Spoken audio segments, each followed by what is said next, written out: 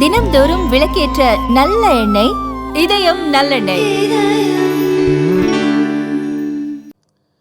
நமது பாரத பிரதமர் நரேந்திர மோடி அவர்களுக்கு என்பதை இந்த நேரத்தில் நான் முதலிலே பதிவு செய்ய விரும்புகிறேன். மக்கள் நலம் மக்கள் நலம் என்றே சொல்லுவார், தம் மக்கள் நலம் ஒன்றே கவனம் கொள்ளுவார் என்கிற பாடல் வரிகள். ஆனால் இந்திய நாட்டு மக்களுக்காக தன்னையே அர்ப்பணித்துக் கொண்டிருக்கின்ற மாபெரும் மனிதர், உலகத்தில் இந்தியாவை தலைநிமிர செய்து நம்பர் 1 நாடாக மாற்றிய மாபெரும் தலைவர் நரேந்திர மோடி அவர்களுக்கு எனது பணிவான வணக்கத்தையும் நன்றியும் இந்த நேரத்தில் நான் தெரிவித்துக் கொள்கிறேன். மாண்புமிகு நிதியமைச்சர் அவர்கள் எளிமைக்கு மட்டுமல்ல, திறமைக்கும் நேர்மைக்கும் எடுத்துக்காட்டாக தமிழனின் பெருமையை டெல்லி பட்டணத்தில் பாராளுமன்றத்தில் அவர்களுடைய பேசிய ஒவ்வொரு பேச்சுக்களும் ஒவ்வொரு பதில்களும் ஒரு தமிழன் என்கின்ற முறையிலும் ஒரு தமிழச்சி என்கின்ற முறையிலும் பெருமை சேர்க்கின்ற மாபெரும் ஒரு தலைவியாக நமது மாண்புமிகு நிதியமைச்சர் அவர்கள் இருக்கிறார்கள் என்பதை இந்த நேரத்தில் நான் தெரிவித்துக் கொள்கிறேன்.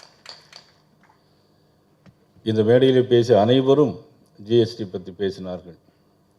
5%, 12%, 18%, 28% இருந்ததை இன்றைக்கி 2 ஸ்லாபாக மாற்றி எல்லா மக்களும் பயன்பெறுகிற வகையில் இன்றைக்கு, அதிலும் குறிப்பாக நிதியமைச்சர் அவர்கள் கடந்த வாரம் வரும்போது சொன்னது, பிரைம் மினிஸ்டர் ரொம்ப இன்ட்ரெஸ்ட், ரொம்ப கீனாக இருக்காங்க. என்ன விஷயம்னா, தீபாவளிக்கு முன்னாடியே இதை கொண்டு சென்று மக்களுக்கு எல்லாம் பயன்பெறணும் அப்படிங்கிறதுக்காகத்தான் ரொம்ப வேகமாக இந்த இதெல்லாம் ஏற்பாடு பண்ணி இந்த கவுன்சில் கூட்டத்தில் ஏற்பாடு பண்ணியிருக்கிறாங்க.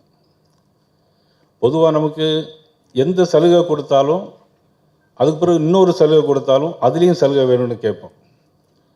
5, 12, 18, 28 அண்ணன் விக்ரமராஜா அவர்கள் பேசும்போது சொன்னார்கள், ஏற்கனவே நாங்கள் ரொம்ப கஷ்டப்பட்டுட்டு இருந்தோம், அதில் 4 ஸ்லாப்பாக இருந்ததை 2 ஸ்லாப்பாக குறைச்சிருங்க, ரொம்ப நன்றி.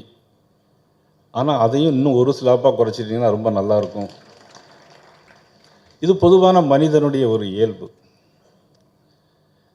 அதுக்கப்புறம் என்ன ஆகும்னா, ஒரு 5% ஒரு வித்தியாசம், ஸ்லாப் ஃபுல்லாகவே 5% இருக்குன்னு வச்சுக்கோங்க. அதுக்கப்புறம் அண்ணன் விக்ரமராஜா போவாங்க, இதை நீங்கள் எடுத்துக்கிட்டால் பரவாயில்லையா அப்படிம்பாங்க. இருந்தாலும் நேற்று தானே வந்து அவர்கள் பேசினாங்க. பேசி நமது நிதியமைச்சர் அவர்களுக்கு பாராட்டு கூட நடத்தணும் அப்படின்னு சொல்லி சொன்னாங்க. உண்மையிலேயே பாராட்டப்பட வேண்டிய விஷயம். அண்ணன் விக்ரமராஜா அவர்கள் எல்லாத்தையும் சிறப்பான முறையில் செய்யக்கூடியவர்கள். என்னுடைய வேண்டுகோள் அண்ணன் விக்ரமராஜா அவர்களுக்கும் தம்பி வெங்கடேஷ் அவர்களுக்கும், இந்த ஸ்லாப் இப்போ பார்த்தீங்கன்னா 28 இருக்கிறதெல்லாம் 10% குறைஞ்சி 18க்கு வந்திருக்குது. 12 உள்ளதெல்லாம் 5% வந்திருக்குது. 12% உள்ளது 90%, கிட்டத்தட்ட 5% வந்திருக்கு. ஒரு 10% தான் கூட போயிருக்கு. அதுலேயும் பார்த்தீங்கன்னா 12%லிருந்து 0க்கும் நிறைய பொருட்கள் வந்திருக்கு. அதனால தான் தம்பி வெங்கடேசன் வந்து ரொம்ப ஆதாரபூர்வமாக இங்கே சொல்லியிருக்கிறாங்க. இதற்கான முழு முதல் காரணமாக இருந்தது நமது பாரத பிரதமர் நரேந்திர மோடி அவர்களும், அதற்கு உறுதுணையாக இருந்தவர்கள் நமது மாண்புமிகு நிதியமைச்சர்.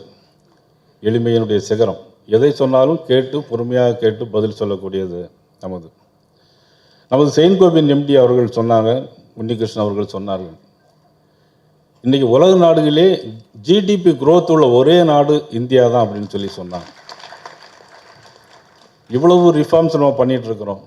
அதே மாதிரி அண்ணன் சக்திவேல் அவர்கள் இங்கே பேசினாங்க, அண்ணன் துரை பழனிசாமி அவர்கள் சொன்னாங்க, டாக்டர் GS வேலு அவர்கள் சொன்னாங்க, லினேஷ் சனத்குமார் அவர்கள் சொன்னாங்க, நமது துரை பழனிசாமி அண்ணா எல்லோருமே இங்கே பேசினாங்க.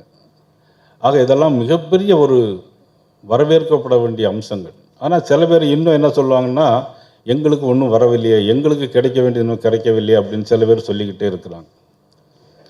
அதாவது மத்திய அரசாங்கம் எடுக்கக்கூடிய முடிவுகள் ஜிஎஸ்டியில் பார்த்தீங்கன்னா வரக்கூடிய 50% தான் அவங்க ரோடு போட வேண்டி இருக்குது, மின்சாரம் எடுக்க வேண்டி இருக்குது, பிறகு விமான நிலையங்கள் கட்ட வேண்டி இருக்குது, ரயில்வேகள் கட்ட வேண்டி இருக்குது. எல்லாவற்றுக்கும் மேலே இராணுவத்திற்கு பணம் ஒதுக்க வேண்டி இருக்குது.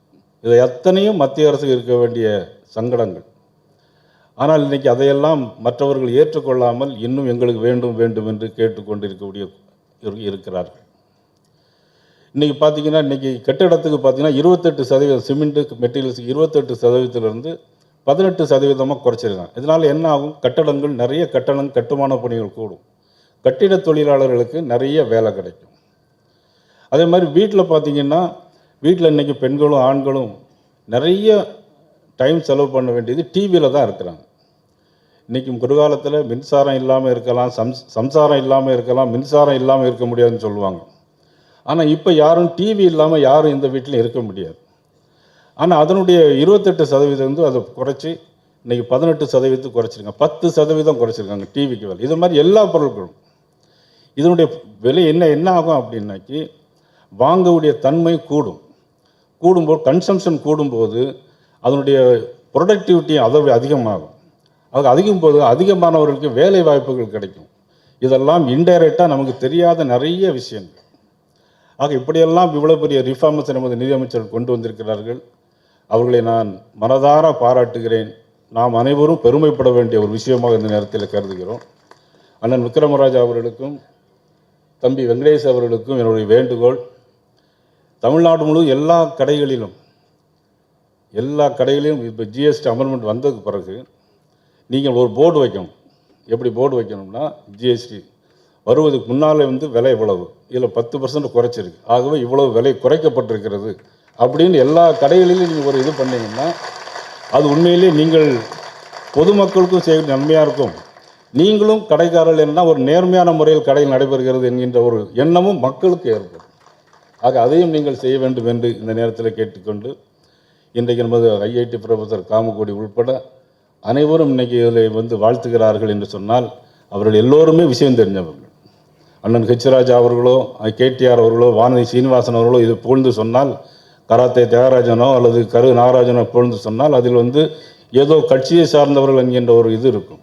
ஆனால் நீங்கள் மேடையில் இருக்கின்ற மிகப்பெரிய இன்றைக்கி தமிழ்நாட்டை இந்தியாவிலிருந்து சிக்கி பிக்கி சைமா எல்லோரும் இன்றைக்கி இங்கே இந்த மேடையில் இருந்து இந்த நிகழ்ச்சியை வரவேற்றுக்கும் சொல்லியிருக்கிறார்கள் என்று சொன்னால் இதைவிட வேறு சான்று எதுவும் இருக்க முடியாது என்பதை இந்த நேரத்தில் நான் தெரிவித்துக்கொண்டு வாய்ப்புக்கு நன்றி கூறி கேடிஆர் ராகவன் அவர்களுக்கும் அனைவருக்கும் எனது மனமார்ந்த நன்றியை தெரிவித்து விடைபெறுகிறேன். நன்றி, வணக்கம்.